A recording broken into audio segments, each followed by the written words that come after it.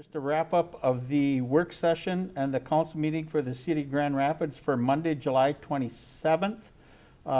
Work session this afternoon, we had Dave Mole come in from Redpath and Company to give us a little bit of an overview of our financials. And according to what Dave told us this afternoon, the City of Grand Rapids for the 27th year in a row has met all financial fiduciary responsibilities with no errors. So once again, that's a good thing for the City of Grand Rapids. It speaks highly of our finance department, the work they do in preparation, and the work that all of our city departments work on to keep the City of Grand Rapids financially intact and responsible for the money that you give us each and every year. Tim Terrell was in this afternoon as well under the work part of the council meeting, talking about the Mississippi Headwaters Board. One of the things that the City of Grand Rapids and the Headwaters Board is going to do is we're going to do some signage along the Steamboat Park. It's a 5-year commitment to put a kiosk and stuff in, so as more and more people start to use the Mississippi River, there is signage that allows them to know where and when they can get on and off and some of the activities along the river. Public forum at the council meeting this afternoon. Over the weekend, I believe all council members, including myself, had some comments and calls from residents relating to last Thursday's races over at the fairgrounds, and the races went well past 11 o'clock with a 10 o'clock curfew and stop time. We rightfully so got calls from many residents as it relates to that. So this afternoon, Bob Broking from the Racing Association called in, and we had a chance to talk with him about the rest of the season and the requirement of being done by 10 unless there's prior approval. And he assured us that going forward, with the exception of a Labor Day race, they would not be going past 10 o'clock, and they will come in and review that September race night with us for approval coming up here, I believe, on August 10th at our next council meeting. So we look forward to hearing an update from Mr. Broking as it relates to the racing schedule for the year. Just a few things on the regular agenda that I just wanted to highlight.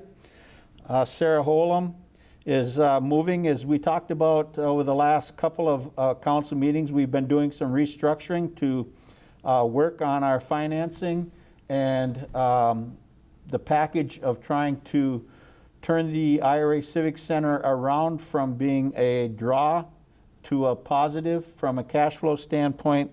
And we have assigned and reassigned some people from up there, and Sarah Holum is going to be coming into the finance department as an accounting technician, accounts payable, and I'm assuming that that's going to be happening here fairly soon, if not already.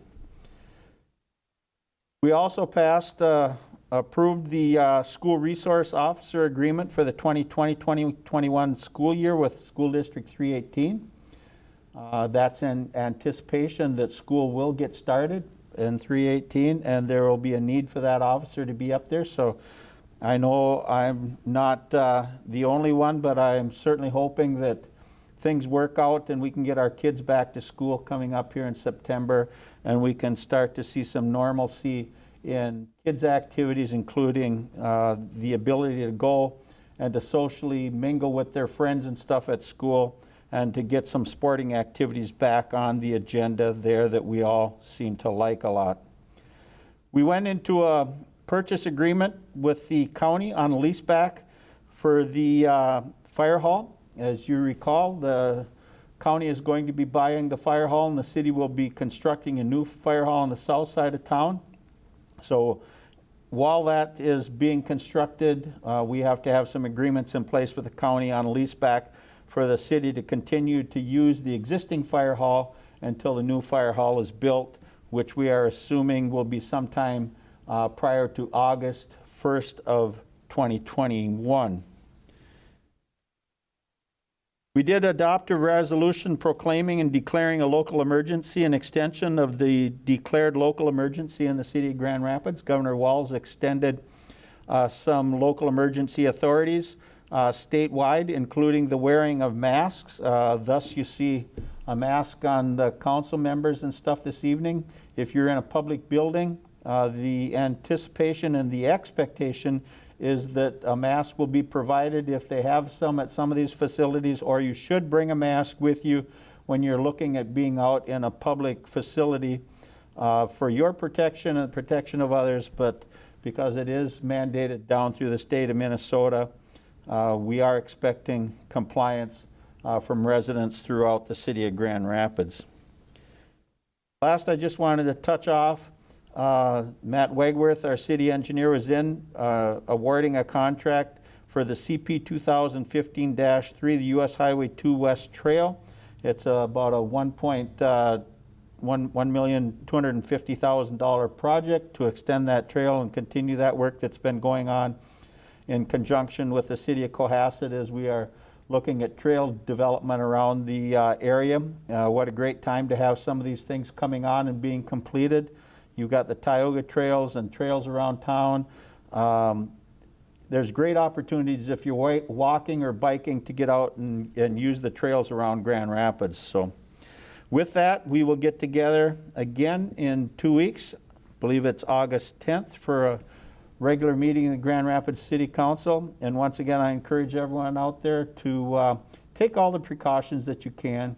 Get kids out and get them active out in the sun and out in the yards and stuff. If you've got kids or you've got grandkids, take those opportunities to find something to do from an activity standpoint where you can be socially engaged with family and friends. It's tough to sit around a house for hours and hours and hours without having the ability to get out. And with the COVID that's going around, let's take every opportunity with nice weather to get out and enjoy your loved ones, your family and friends, but let's do it with the social distancing in mind and remember to wear that mask. So with that, thank you and have a good evening.